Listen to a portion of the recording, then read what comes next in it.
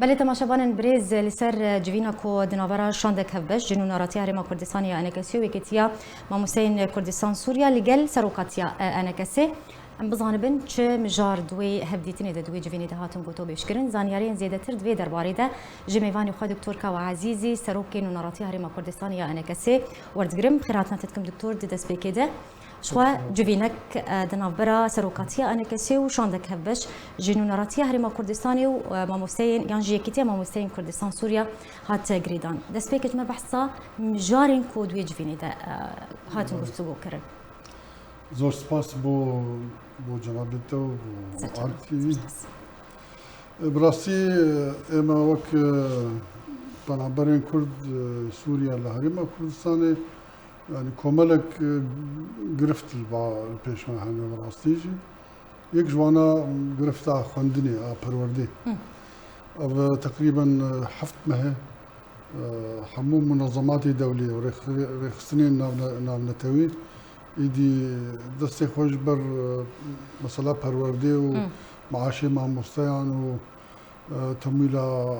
دبستان كشاندية يعني مدارس ما بتمويل معنا بله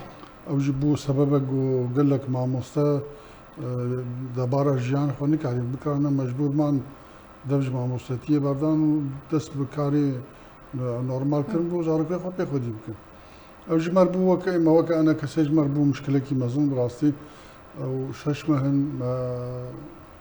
حمو دام ودزقهن حريم ومنظمات دولي وقيادات انا كسي وحطاني ائتلاف بالتنسيق بيكتيا مع مستوى كردستان سوريا ما حمو محاولاتي خكرن جو ام مشكله شهر سر بكن ودوا محاوله او بو دو ام اماني عامر ام انا كسي وما بالتفاصيل بمشكله جوار شرح كر بهبونا وفدك مع مستوى هرما كردستان سوريا بيشتي جو ما حمو مشكلة تضطروا ما بحث كر يدي وك رابورك يجي ما آماده كريه من تسليمي عم بكن جو تسليمي جناب السروق مسعود برزاني هر اوها بو هناك مشاكل دينيجي غير مشاكل لستوا يعني تشتي شنو بالستيتي مشاكل ما جي هناك ما نكار حمو مشاكل بها او بكن اللي هناك مشاكل ما بس كاين سركين هذه سركه وسركه هيك جوانا وجو بري بين صالة 10,000 ودصد إنسان كرد إقامة خوي نورمال هبون بشتيقو رسومات بلنبون وجوازات بهابون اللي كسما كاريبو إقامة خوي نورمال دريج بكرانا ما مراجعة إقامات هولير كرن ما قلتش هرسرية كي بو في مشكلة بين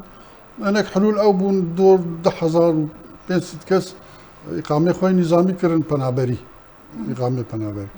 بشتي بين صالة قلت والله أو تشقبون لعبت بجارة قديم يمكن إقامة نظامي وفترات شوي يجي شوك عقوبات تحت حساب كرن يوانا نكارنا جوازة داخل نا إقاماتي خو شكل ونكارن جي وان عقوباتي صار خو بدن يعني ما خاص مشكلة أو جي شهر صار أو جي جوان مشكلة برابور ورابع عادني يجي مثلا لما شمل جو دي وزاروكتين ومثلا بيج بعضي زاروكا لأوروبا لما شمل جوار شكري مشكلة واني هاتنا هريم ومانا وان لفيدري وإقامة وان يعني براسي مشكلة كي يقول لك مازن دبينن عادي يجي بوك مثلا بوك ورا قال لك تعقيدات هنا حياة جوا قبول بكن حاورن هاتنا وان لفيدري قال لك جارا دريجك يعني فهبو او فترة معنا وان الكردستاني ما خص جو اوجي شهر سريع جيرور ديتن يعني فورما كي إقامة كي بدن وان جبو مشكلة عقوبات بإقامة بون أو قلقاء نفسي جوان نمينة يعني حاني جو أموري خو صافي بكن نهار أوروبا إيجو بجي با ظلامي خو يعني إيجو بجي درجيسي خو هناك جوان مشاكل يقول ما مناقشه كرن راسي بله اشخوا امي بحثا خرابونا روشا خدمت گزاری جید نوا کامپان ده بکن لی امي وگرن سر افخالین کن هات اما جب یکری بتایبتی خوندنج برکو گلکی گرنگه هم جبو ما مستیان هم جبوی خوندکاران يعني صلاة درباسوي ده صلاة خوندني 2022 جبركو دبستان هاتن راوستاندن موچين ماموستيان هاتن راگرتن هاتن سكناندن تقول اف شش مه هون هول ددن كو چارا سري كجبي برزگري كر بين و هنگل گلك عالي هون رونشتنج بو كون چارا سر بكن يعني برسف چبو جبرچه اف برزگري ناي چارا سر صدما وي چيه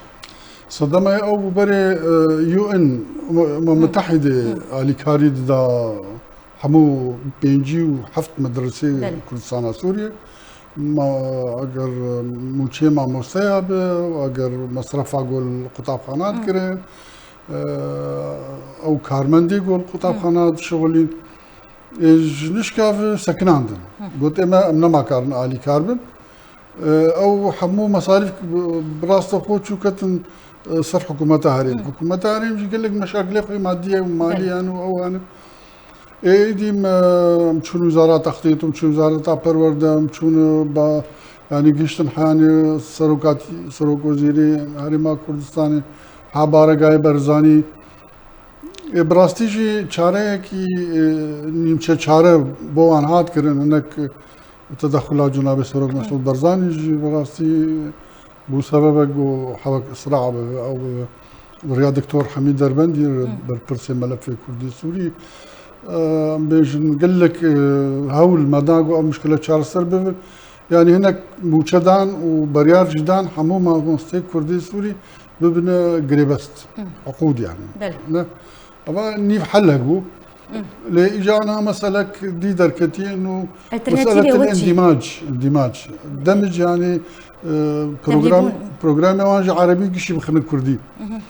افجي مساله كي براستي اشكاليه كي تشد كش خلكي مر يكجي جسفيت شهر يكي حاسفيت شهر الراد كردي ومري عربي خندي جوار زحمته بله عادي صاله بشتي وي جاج بينجا حاشا افجي باشكاليه يعني بقول مساله جو نكرن الترناتيفي وتشي يعني بديله وتشي تش بروجا بديله ما وضعي ما معلقه يعني امر كردي سوري ام نزان سريما صرف كبري ام نزان سويقلهم جي خوب مينين ام الفرب مينين ام هرنجي كيدي انا مثلا كردي عفريني بكردي خوندن تهجير بون حلبي انا كش بخوندن نكار بعربي بردوام ممكن يعني مشكلة اني سليمة ام اجيال انا كوجن كان بنر بشروجا ماشي يعني لكم تجي كرديني ام دي برقه كردي هبه درسك دو درس سه درس هبن تحفتيه ده بس برنامج اخوي اساسي عربي به جبر گوسبه مهر سوري کار بردوام بك غرنا ولات ندي کار بردوام بك اگر جامعات دولتي عربي ده کار قلنا اخوي بلند بردوام دكتور وجود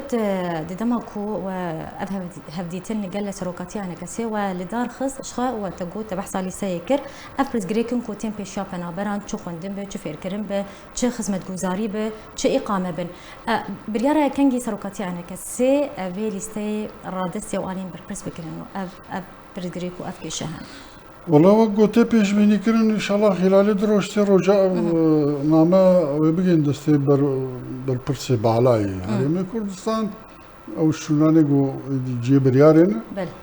ام بهیوین گو بچاوه کی عطف به مسئله تماشا بکن ام بحاجتی آلی کاریا وانا براستی غير فيجي مكارك ديجي كري دريا ائتلافي براستی بله دريا ائتلافي جير او الدول المانحه هاي دريا دول المانحه انه ما داخوازه كريه جو دبستان يعني خندوان بين پرورده 250 مليون بنابري كرد 40,000 طالب هي 5 سال تمويلك دول المانحه دريا ائتلافي يعني وقف بروجه خوا وبيشكشي سيرفي كارد كانوا وبيشكشكري يعني بيشكشكري برسف شبو برسف هنا بروسيس عمليه دي تشارسر ان شاء الله بله زور سپاس جبو دكتور كاو عزيزي سروكي ناراتي هرم كردستان يعني كثير ميفاني مبو زور سپاس لسلامه بوناتا